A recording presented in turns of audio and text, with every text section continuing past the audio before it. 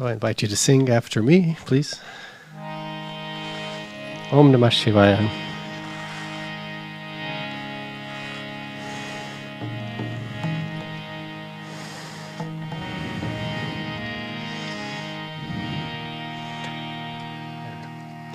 Om Namah Shivaya, Om Namah Shivaya. Hara Hara Bole Namah Shivaya, Om Namah Shivaya, Om Namah Shivaya. Hara Hara Bole Namah Shivaya, Om Namah Shivaya, Om Namah Shivaya. Hara Hara Bole Namah Shivaya, Om Namah Shivaya, Om Namah.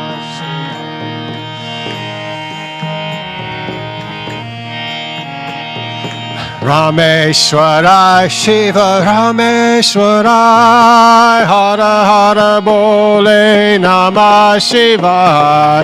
Rameshwarai Shiva Rameshwarai, Hara Hara Bole Namah Shivaya. Om Namah Shivaya, Om Namah Shivaya. Hara Hara Bole Namah Shivaya, Om Namah Shivaya, Om Namah Shivaya. Hara Bole Namah Shivaya. Gangadharai Shiva Gangadharai, Hara Hara Bole Namah Shivaya. Gangadharai Shiva Hara Hara Bole Namah Shivaya. Gangadharai Shiva Gangadharai, Hara Hara Bole Namah Shivaya. Gangadharai Shiva Gangadharai, Hara Hara Bole Namah Shivaya. Om Namah Shivaya, Om Namah Shivaya. Hara Hara Bole Namah Shivaya, Om Namah Shivaya, Om Namah Shivaya.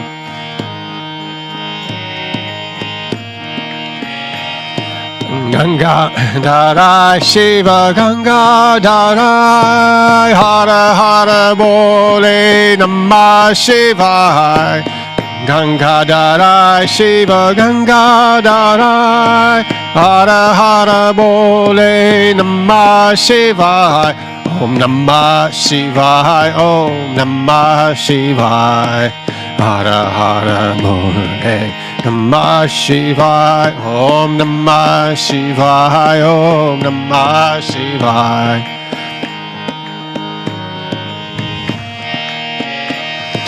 Jatadharai Shiva Jatadharai, Hara Hara Bole Namah Shivaya. Jatadharai Shiva Jatadharai, Hara Hara Bole Namah Shivaya. Jatadharai Shiva Jatadharai, Hara Hara Bole Namah Shivaya. Jatadharai Shiva Hara Hara Bole Namah Shivaya. Om Namah Shivaya, Om Namah Shivaya. Hara Hara Bole Namah Shivaya. Namah Shivaya, Om Namah Shivaya. Hara Hara Bole Namah Shivaya. Someshwarai Shiva Someshwarai, Hara Hara Bole Namah Shivaya. Someshwarai Shiva Someshwarai, Hara Hara Bole Namah Shivaya. Om Namah Shivaya, Om Namah Shivaya. Hara Bole Namah Shivaya. Om Namah Shivaya, Om Namah Shivaya. Hara Hara Bole Namah Shivaya. Vishweshwarai Shiva Vishweshwarai, Hara Hara Bole Namah Shivaya.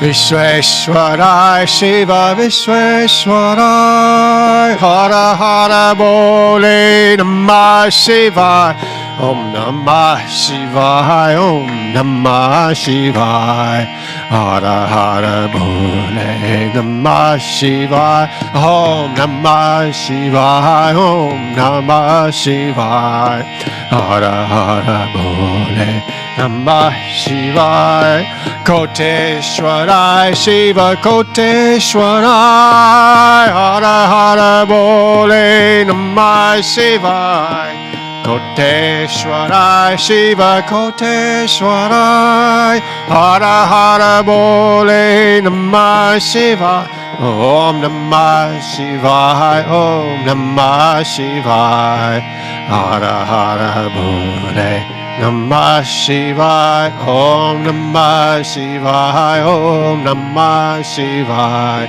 Hara Hara Bole Namah Shivaya Hara Hara Bole Namah Shivaya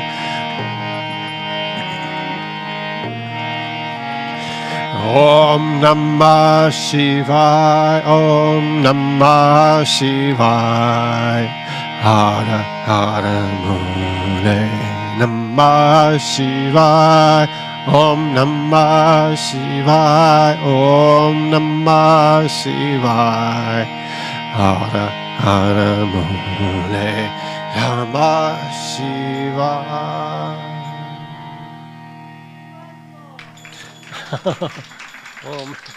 One more.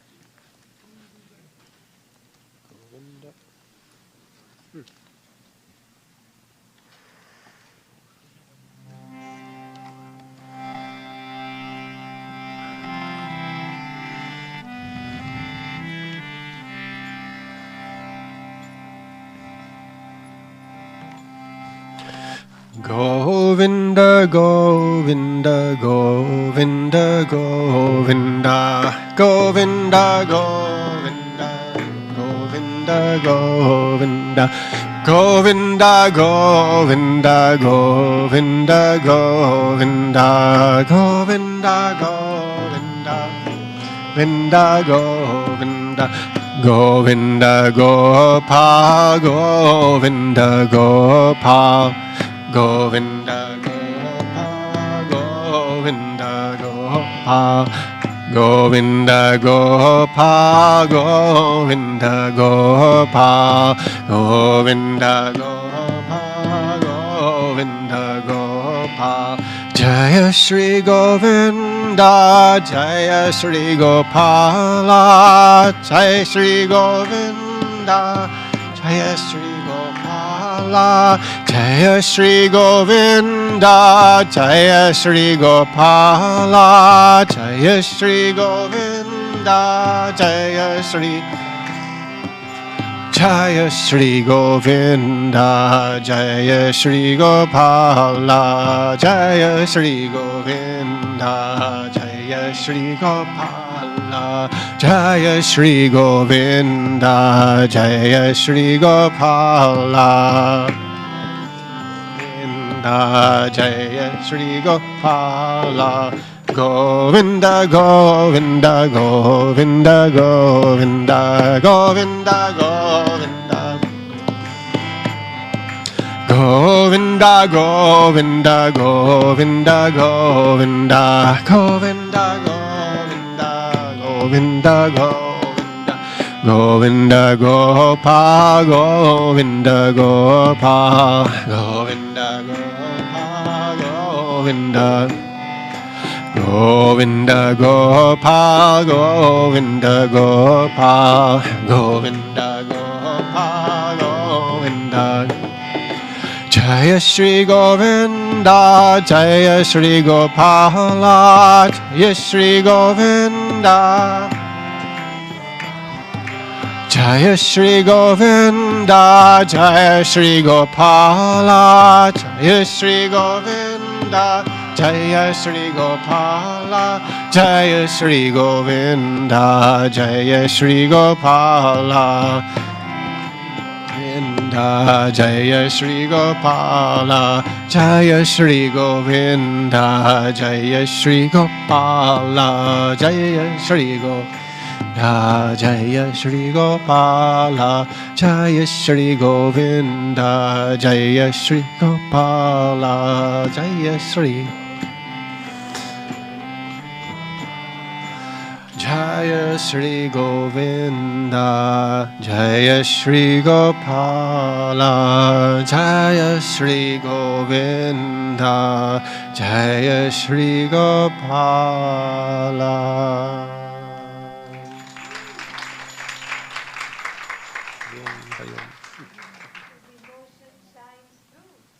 Om, om, om.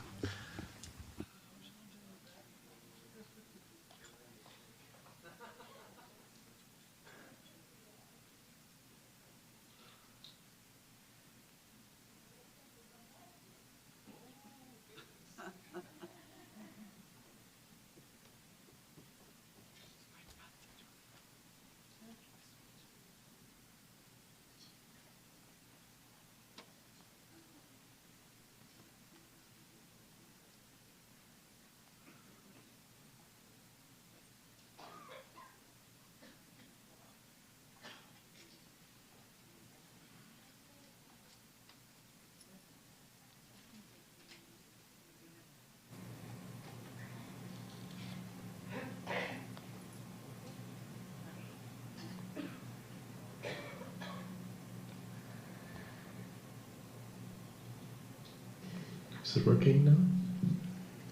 Haven't tried it. Yes, it is. Oh, check. Om Sahana Bhavatu Sahanau Bhunaktu Sahaviryam Karavavahai Tejasvinavadhitamastu ma vidvishavahai. Om Shanti Shanti Shanti.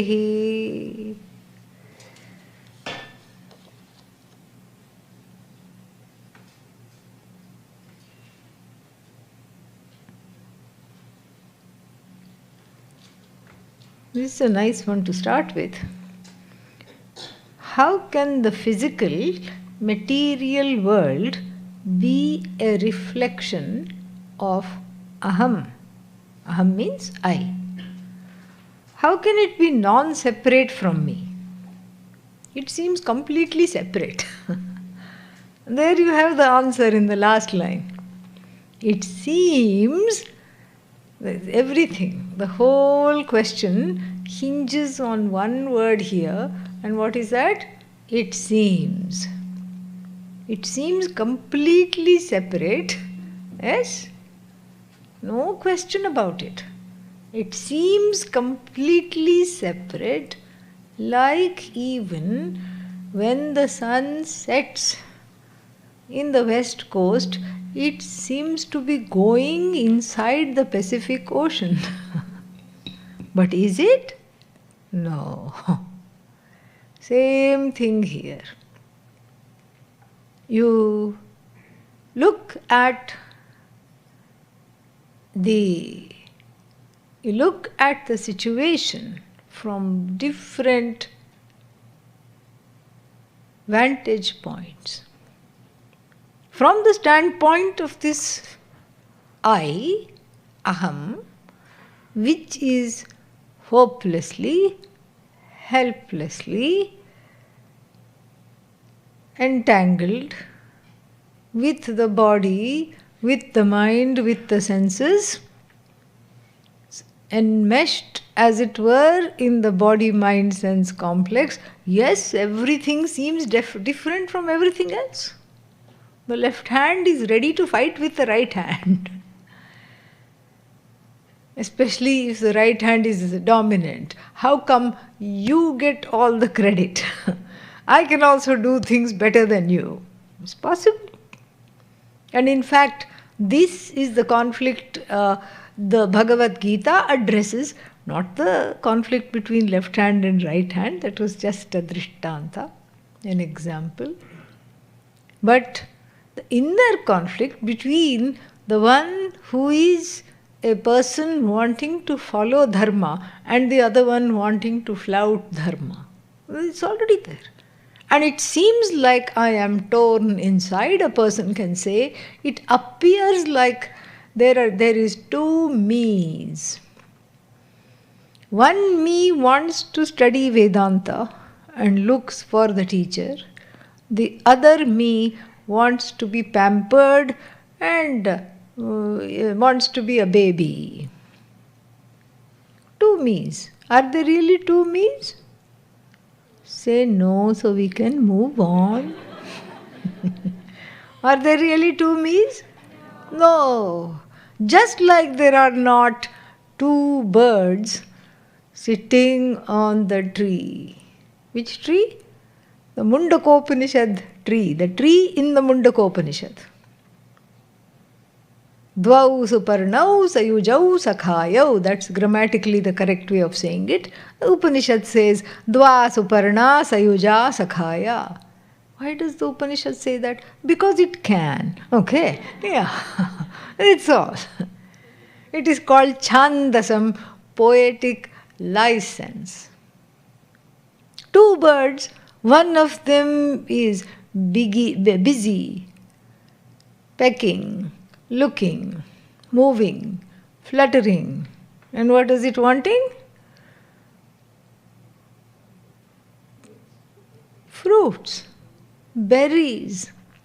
In fact, it is very restless for the berries. It's wanting the fruits, it's wanting to eat, it's going here, looking, all very busy. And the other one is simply shining the light, it simply is. It's not going here, it's not going anywhere, it's not doing anything. How many birds are there? See me after class if you said two. Okay?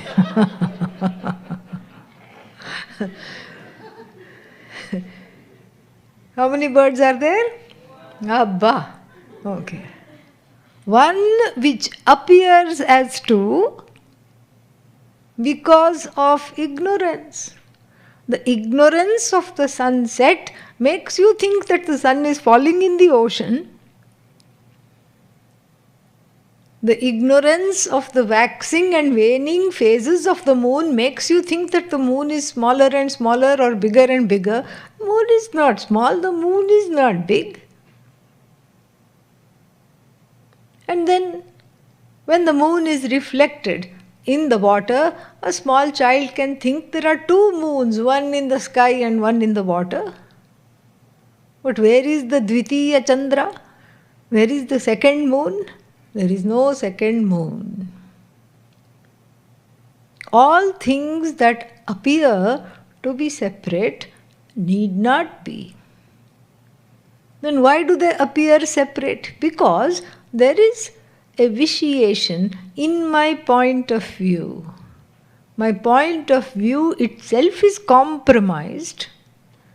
It is subjective and it needs a certain repairing, it needs a certain adjustment, it needs to be revolutionized.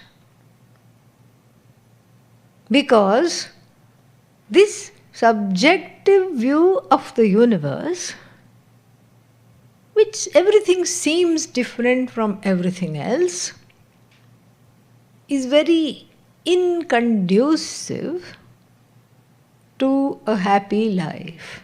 Why? Because I don't want things to be separate, simple. I don't want anything to be separate from anything else. That is why one wants to immediately become one with everything, starting with chocolate cake to Bhagavan, all the way to Bhagavan. The longing for Ishvara, again, longing for Ishvara is not just a simple longing. It is a longing for oneness. That longing is what drives one crazy, drives one to become a bhakta. Bhakta means a devotee. And this is what drives one to the feet of a teacher, wanting knowledge, self-knowledge. Because that yearning for oneness is there. Now, this is something which is very important to understand. If there is yearning for oneness, all right, point A, and then if everything is separate, then it looks like Bhagavan or whoever made this system is a little bit sadistic. He has, as it were, she has implanted a craving for oneness. I want to be one with everything. I want to be one with you, O Lord, O Goddess. But then everything is separate from everything. And that is the reality. Then it makes no sense. Why will the yearning, especially an uncultivated yearning, be put in a human being when there is no solution? If that's not the definition of sadism, then I don't know what else is.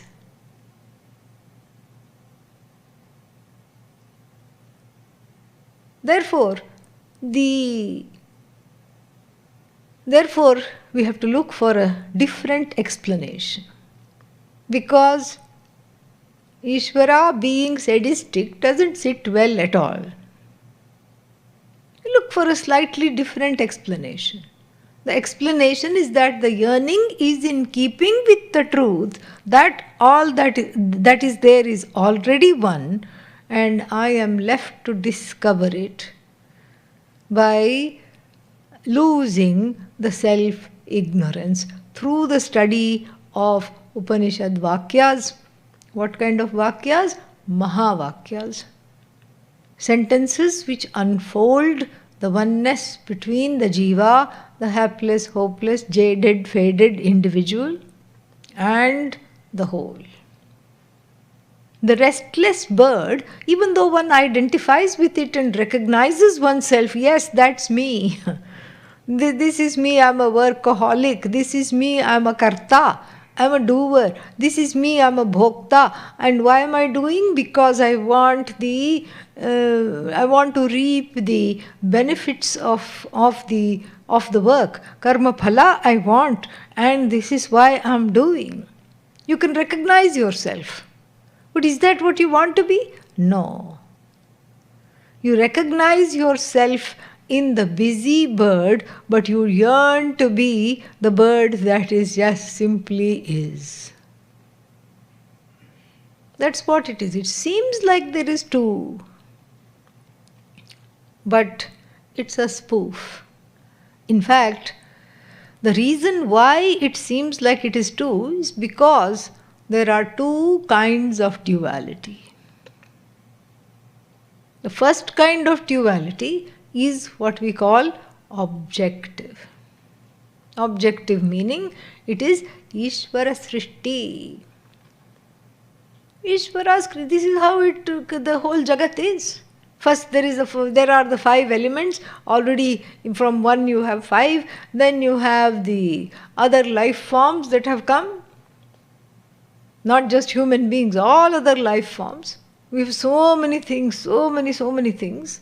Then you have to stop counting because there's trillions, so many things. Trillions of life forms, trillions of names and forms. And then there is the person who is yearning for this oneness. The resolution of this, the person who is yearning for oneness, the kind of oneness that one is hoping to achieve, will not come when there is what is called in Sanskrit as pralaya, dissolution of the universe. Oh, when will the universe dissolve so that I can be one with Bhagavan?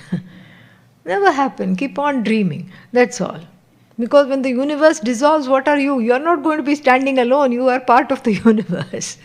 Universe starts with your own body, mind, sense complex. That's also going to dissolve. In fact, that might be the first thing that goes. We are driving ourselves to extinction anyway. And so that might be the first thing that goes. So how are you going to enjoy this oneness when there is no separate you anyway? So that's not a good plan. To wait till all the projection resolves back into Ishvara and then I can enjoy the oneness. The plan is badly flawed. So what is plan B? Plan B is to enjoy the oneness despite the so-called duality. So the objective duality, which in Sanskrit is called Ishvara Srishti, is incapable of causing sorrow, is incapable of causing strife, fear, anything. It's not possible at all because it is something that simply is. Just because you see something doesn't mean you have to become sad. But yet one becomes sad after seeing something, after hearing something. The question is why? Why does that happen? That happens because there is a second kind of duality which is a kind of an interface, a filter between myself and the first kind of duality, Ishvara Srishti. What is that second kind of duality? Jiva Srishti.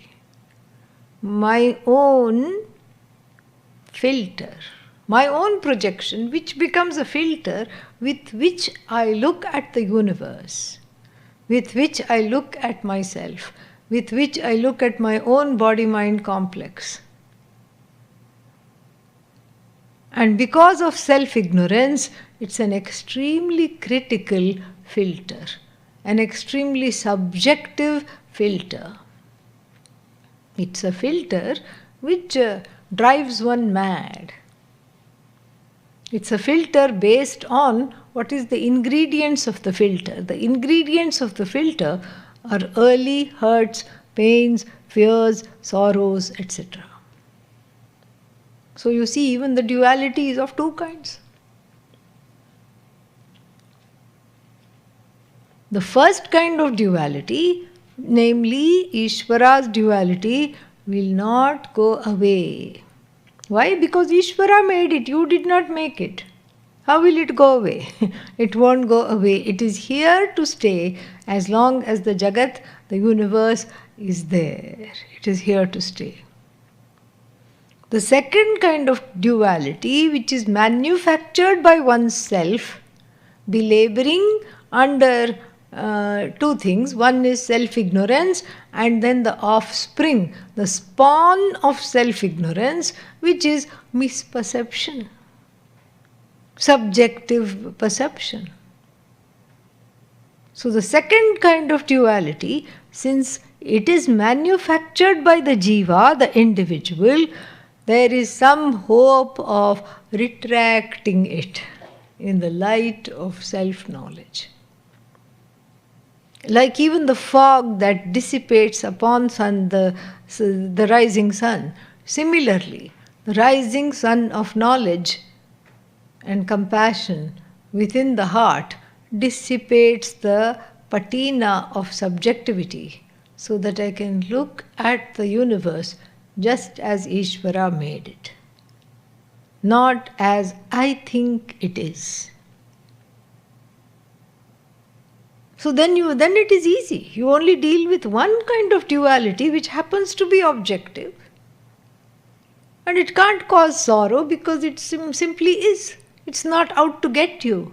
Every single person in the universe is not out to get you. Your own body is not out to get you. Your mind is not out to get you. And even if there are challenges within one's own body, within one's own mind, when you see it from the standpoint of this vision that everything is Ishvara's doing, then you see that there is a pattern. It's no longer my mind. It's no longer my depression. It's no longer my anger. It's no longer my disenchantment. It's no longer my hopelessness. Then whose hopelessness is it? It is part of the universal law. It's part of the psychological order. Very beautiful. It's part of the vast psychological order. It's part of that. It follows the law. Given a particular kind of a background, let us say, for sake of argument, for sake of example, a background of neglect, a background of abuse, this is how the child will be growing up. I saw one joke, a cartoon, posted on somebody's door. And it was in that there was a picture of a huge auditorium, much like this one. And then above the stage, look, maybe here, there was a big banner. First annual convention of adult children of normal parents. And everything was there. Balloons were there, water glasses were there, and little notepads for the speakers to write were there. Only thing missing was both the speakers and the audience. Room was totally empty. Okay. Didn't get off to a good start. So this is how it is. So when you look at the background then becomes, you push the stuff from the department of Jiva Srishti to Ishvara Srishti. You Ishvaraize the whole thing. Tomorrow I'll be talking about that. My own mind, which was my bane. Why do I get angry? Why am I so hypercritical? Why don't I love myself? What's wrong with me? Imagine 8 billion people saying that in the universe at the same time.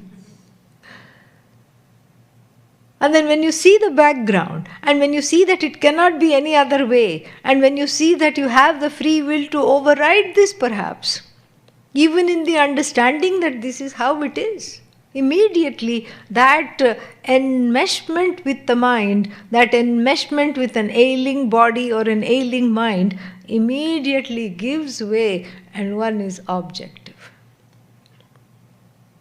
This is what it is. So the first step, I'll be talking more about that tomorrow, is to get to this place of one Srishti. Let us first live in one Srishti, not two Srishtis.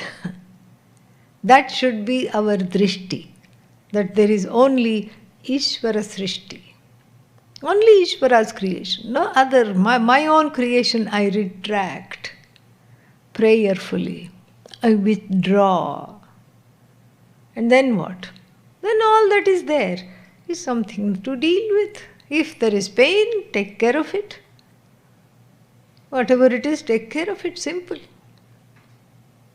And then after that, so that is step number 1, is to withdraw that second kind of a subjective personal duality.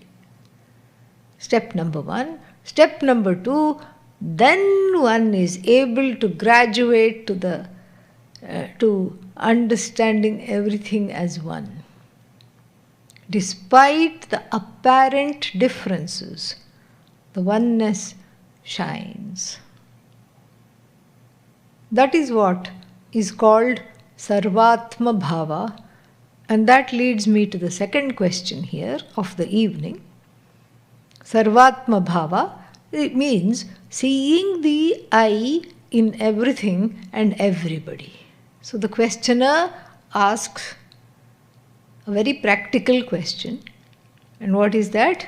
Is Sarvatma Bhava a practical way to lead one's life? Very nice question. Is this seeing everything as one, is it even feasible to do? Is it practical?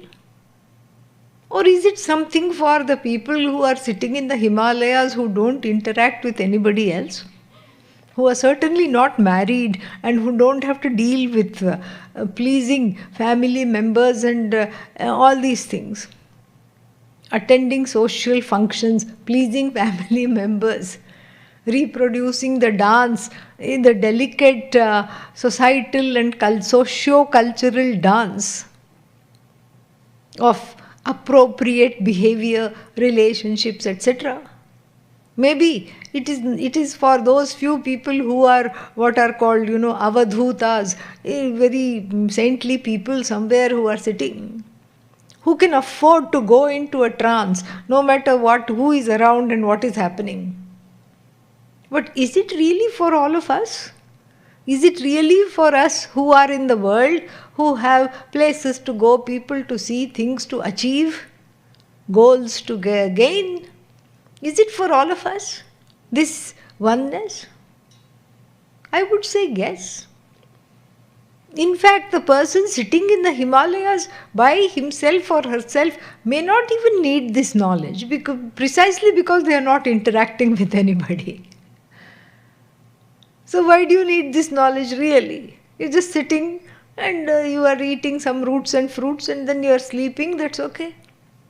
Maybe you don't need this knowledge.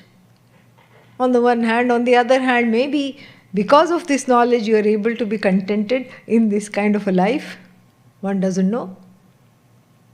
But definitely if you are in the world, you better have this knowledge of Sarvatma Bhava.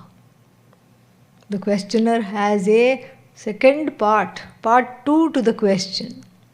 If it is indeed practical and achievable, how to achieve it? How to achieve it? I've already talked about that. Drop the personal duality. And we should just, for now, see everything as Bhagavan. Because everything as I may seem a very distant thing. But seeing everything as Bhagavan, and I am non-separate from Bhagavan, is feasible, is doable, is achievable. It takes being comfortable in the I, that is consciousness, that is awareness, and that has to override the I that is enmeshed dysfunctionally with the whole universe and with the body, mind, sense complex, etc. That is what it takes. I'll be talking about this tomorrow.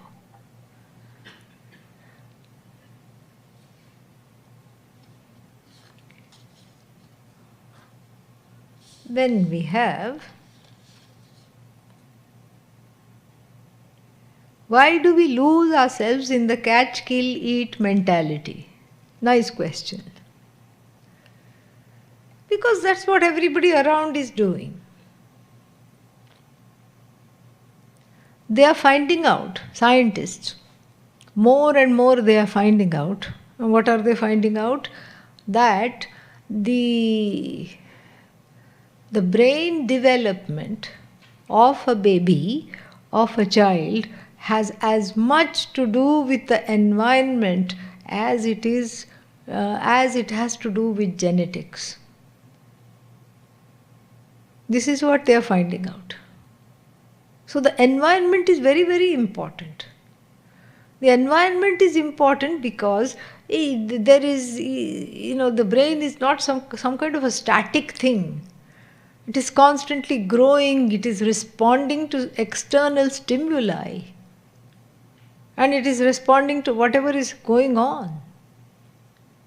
And that's why the the child develops and learns to be frazzled, to freak out, to be stressed. The child is rewarded when it is anxious. Okay, that means you care, all right. Do this, do that. And the child is rewarded not that the parents are encouraging it to be stressed, but the child is rewarded in the sense of gaining a certain kind of a validation. Like, oh, I belong. I'm not just alone. I belong here. I'm like everyone else. I'm like everybody else. So, that is one reason.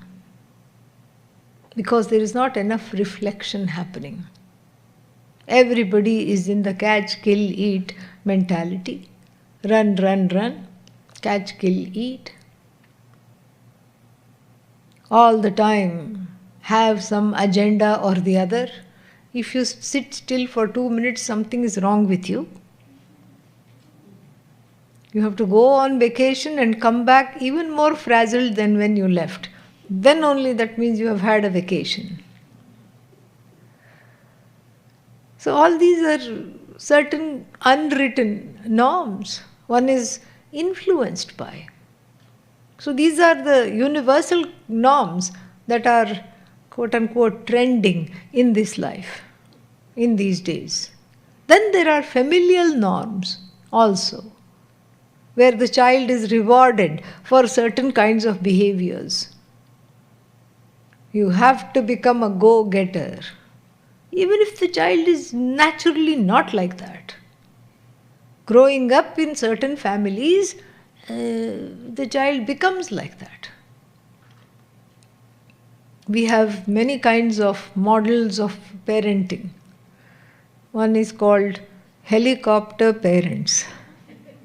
Noisily they hover around the child, micromanaging and monitoring every single thing. Why? Because the parents, of course, think that the children are an extension of themselves.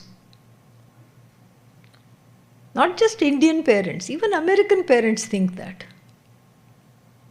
Are you going out with me dressed like that? Yeah, that's enough. And the teenager will say, why shouldn't I go out? I'm going to wear what I like. If you want me to come with you, you have to deal. This is who I am. I have blue hair. Deal with it. And I'm going to wear this.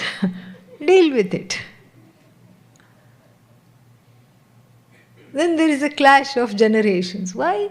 Because the parents think that this child is a reflection of me and is a statement of me. What will people think?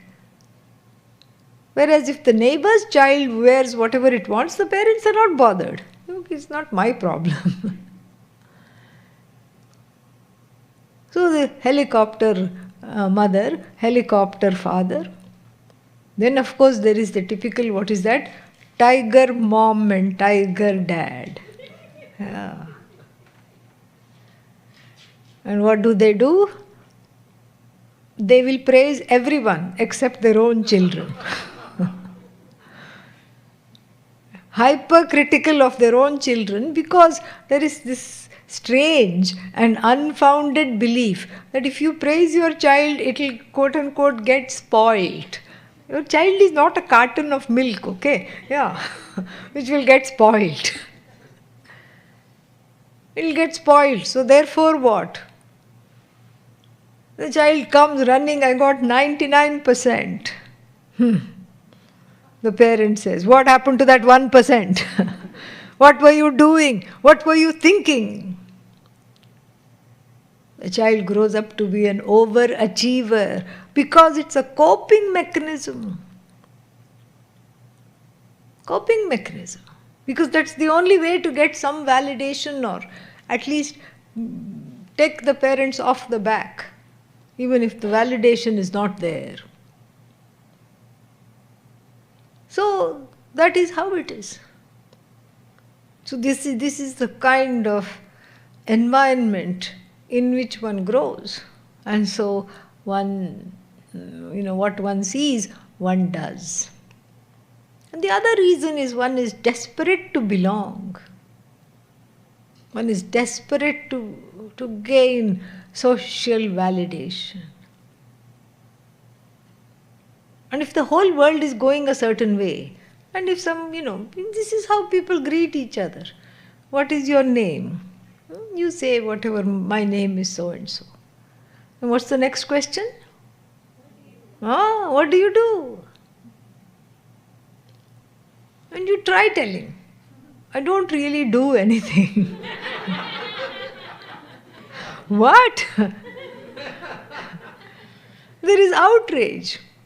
How can you be like that? Are you independently wealthy? No. Do you have a trust fund? No. Is there some money coming in? No. What do you do? Nothing really. You don't do much of anything. It causes shock waves. And then suddenly, you find that you're not getting any calls to hang out. Even on Google. There is some Google hangout also now. So you're not getting any calls. You're not in the inset. So this is a very important reason, because that validation is very, very important, because one is belaboring under, what is that called? Self-ignorance. I cannot validate myself. Therefore, I look to the whole universe to validate me. Am I okay? You go ask perfect strangers, am I okay? They don't even know you. Mad we are. This whole society is totally mad. And that is the reason why it is so difficult to lose this catch, kill, eat mentality. That's why Satsang is needed. That's why we study in groups. So that even if you feel, I did a terrible mistake by joining this retreat, what on earth was I thinking? You look to the left, you look to the right. Okay, there are some other equally mad people with me. And it's strangely gratifying. You make a friend over a meal. Oh, you live in the same place, wonderful. We should hang out sometime. Why? Because nobody else hangs out with me. Perhaps. And the other person says, yeah, me too. Okay. This is a good kind of a friendship. Because it is in the service of losing the self-ignorance. That's why the satsang helps, and repeatedly coming to places of knowledge like this helps. Everything helps. The Kathopanishad, the ancient Upanishad, recognizes this already. Paranchikhani vyatrinat swayambhuhu parak pashyati na cha antaratman kaschid dhiraha atmanam aikshat avritta chakshuhu amritatvam icchan. The Kathopanishad, in the Kathopanishad, Lord Yama gives a very ingenious reason why people are into this catch, kill, eat mentality all the time. He says, actually it's not the people's fault at all. Oh, really? Then who shall we blame? Bhagavan. I like this, it's very nice.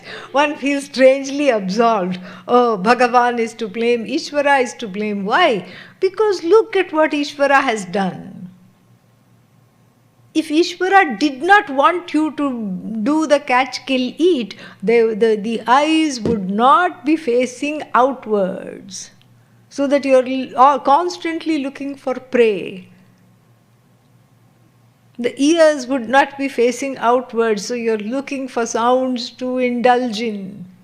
You're not looking for sense objects all the time, because all the sense organs are facing outwards. And this Bhagavan, this stupid Bhagavan has as though destroyed the individual.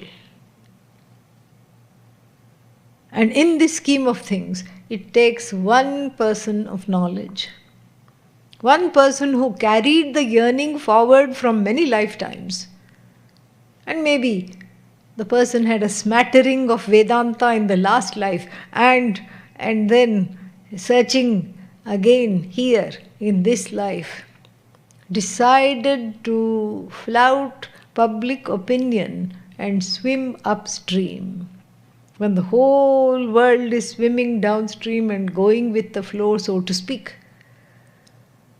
this one individual decided to swim upstream because it was the right thing to do to get away from this mentality. Kaschit dhiraha, it takes one person. Atmanam aikshat, finally understands, sees the I as the truth of everything. Amritatvam icchan, desiring immortality. How does this happen? Through a revolution of the vision, the inner vision. Avritta chakshuhu. The revolution of the vision. A vision of no division.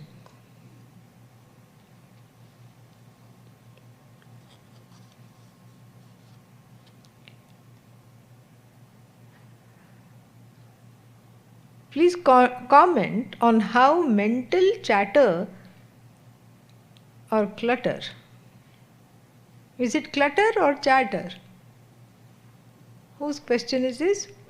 Clutter, yeah. How mental clutter can be reduced, which prevents the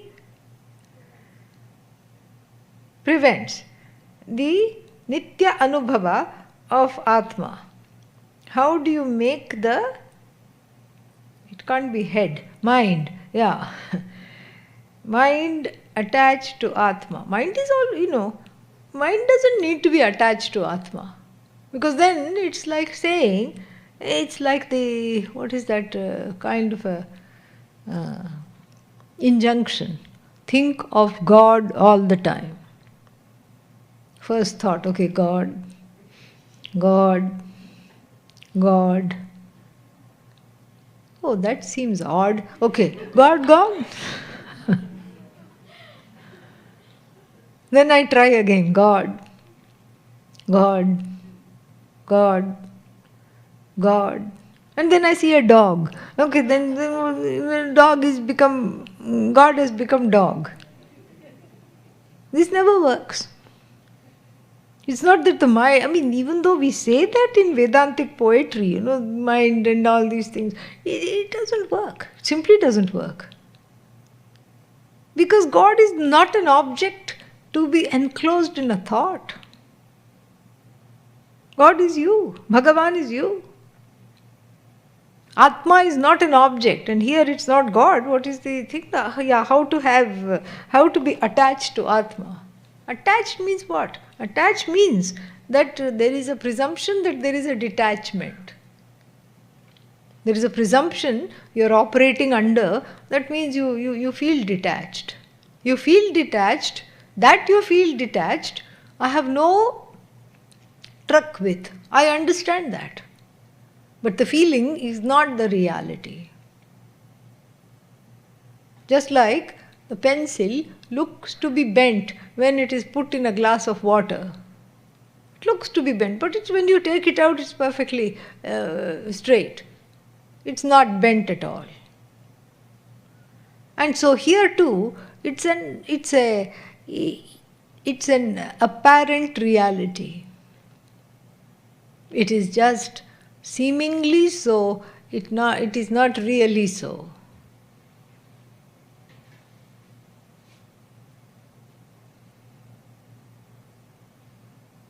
And there is no detachment, there is no attachment, there is no reattachment, unless we are talking of retina, okay? Then you can talk of retinal detachment.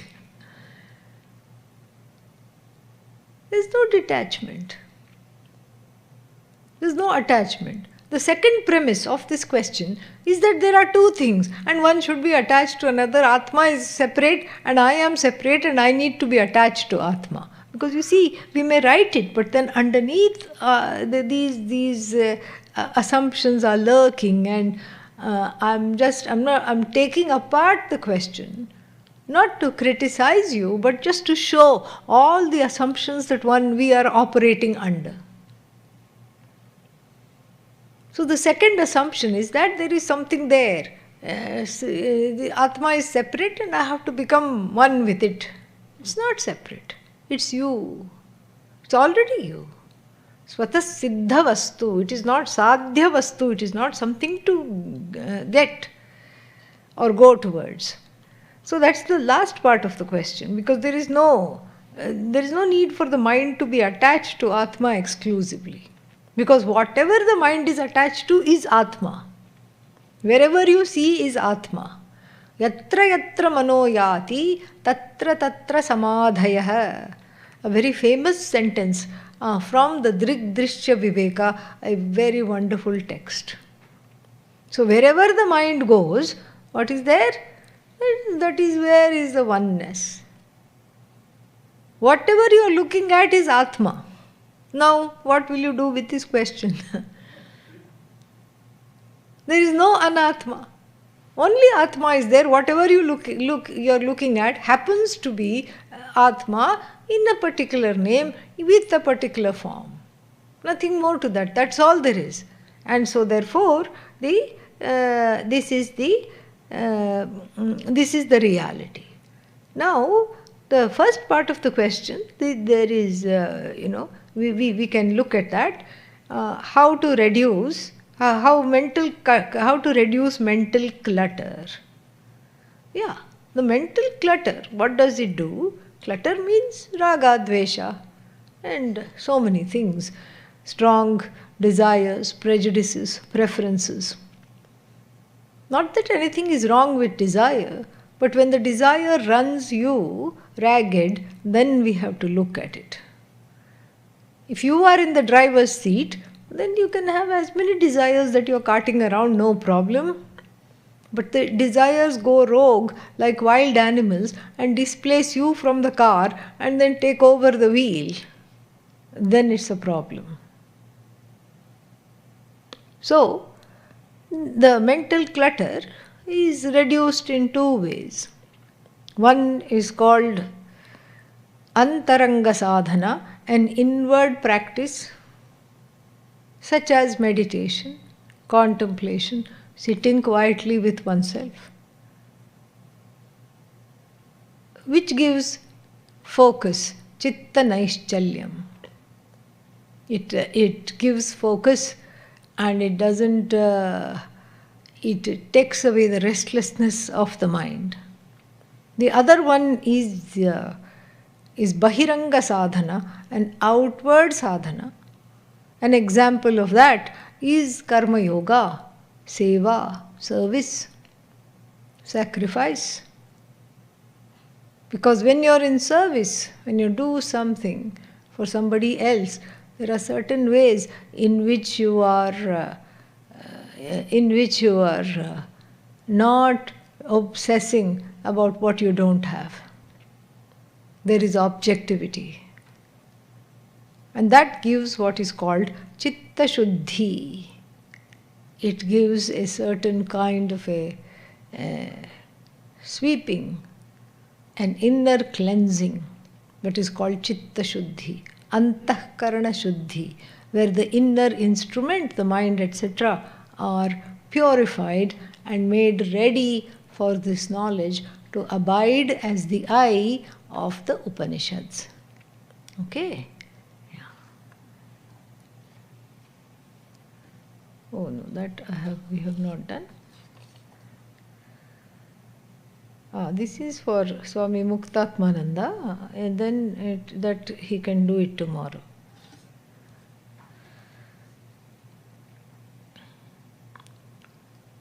Kindly explain Pratyagatma with reference to the body-mind-sense complex. That which is the observer of the body-mind-sense complex is Pratyagatma. Simple. That which is not affected by the body-mind-sense complex is Pratyagatma. Then, 2 is Pratyagatma Siddhi, a phase for a mumukshu, a stage. You can say that. You can say that it's part of the journey. Okay? Yeah. Then 3, Atma, Anatma. Ah, okay. Atma is Anatma, but Anatma is not Atma. No, it's the other way around. Anatma is Atma, Atma is not Anatma. Okay? Yeah. Is it like a human being is a living being, but a living being is not a human being? No, it's not quite like that. 4. In general, when we say Atma, Brahman, Bhagavan, are we mixing Saguna, Sakara, Brahman with Nirguna, Nirakara, Brahman? Are they comparable? Are the features the same? No, there is no mixing, because the only kind of Brahman that is there right now is what? Is Brahman in the form of Bhagavan. That's what it is. Where the Mahavakya is there, Aham Brahmasmi, let's say, this is the Mahavakya. Aham Brahmasmi, I am Brahman. So, if this Brahman is supposed to be, is seen as, oh, this is just the consciousness. If Brahman here is translated as consciousness, then that is not removing the sorrow. That is still on the realm of Pratyagatma Siddhi itself, kind of. So therefore what? So therefore we have to understand what the intention of the Upanishad is. The intention of the Upanishad is to equate the Jiva with Ishvara. The Jiva, the one who feels alienated, disconnected, that individual is equated with the whole, with Ishvara, with the total. Because that is where the rub is, that is where the pain is, that is where the disconnect is. So that is how this happens. So, when we talk about Saguna, means that which is endowed with name, form, qualities, or Nirguna, that which is free of form, is it comparable? I mean, I can understand that it could be confusing. But really speaking, what we are talking about is free of form, is free of name. Ishvara essentially is free of form, name, etc. But then, because every name is Ishvara's name, I feel free to invoke Ishvara through any name, any form. That is what it is. Essentially free of name and form, but available to be invoked through any name, any form. Same thing with the I. On the I side, on the individual side also same thing. This consciousness essentially free of all names and all forms, but right now expressing itself through this particular name and this particular form. The name and form are called mithya. I'll be talking about that tomorrow. And then the rest of it, is that the name and form are transcended to understand that oneness between the Jiva and Ishvara. And there it is at the level of that which has no form, no name. We'll be talking about all that. But for now, this is enough.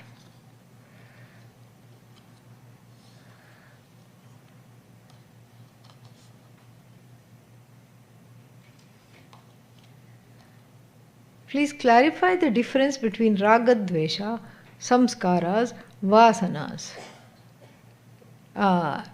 In terms of their function, location, and effects on the as though of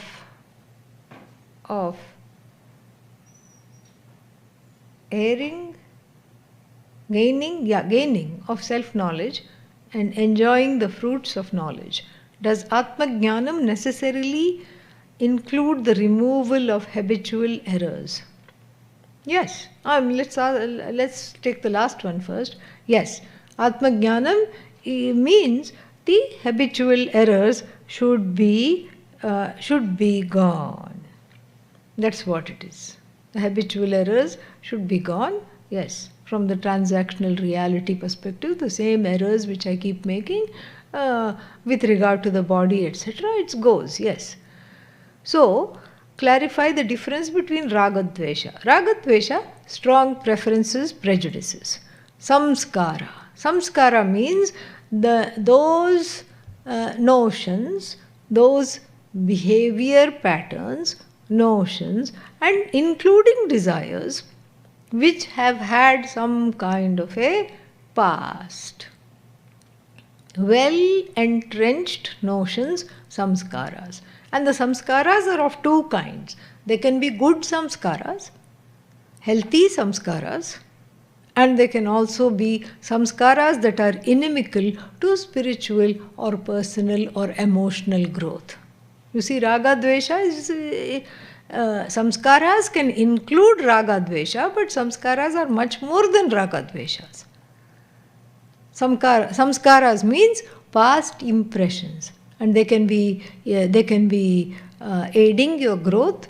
They can also be aiding your. They can also be inimical to your growth. Then we have this one. What is that called? Vasana. Vasana literally means smell.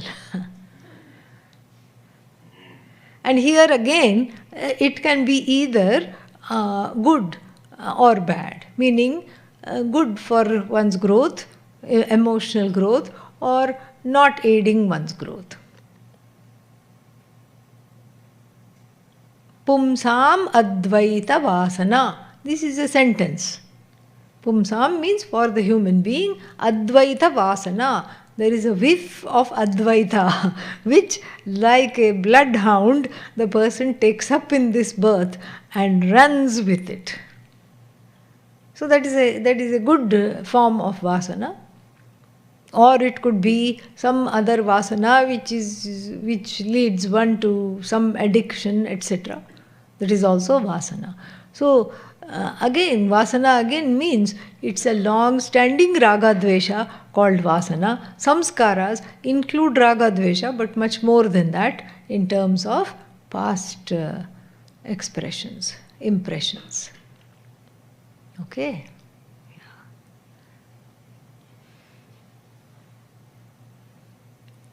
Om sarve bhavantu sukhinah, sarve santu niramayah, sarve bhadrani pashyantu, ma kaschit dukkha bhag bhavet, asato ma sadgamaya, tamaso ma jyotirgamaya, mrityor ma amritangamaya. Om purnamadav purnamidam purnat purnamudachyate purnasya purnamadaya purnamevavashishyate. Om shanti shanti shanti. Harihi Om Shri Gurubhyo Namaha. Harihi Om. Thank you. Good night. Sweet dreams.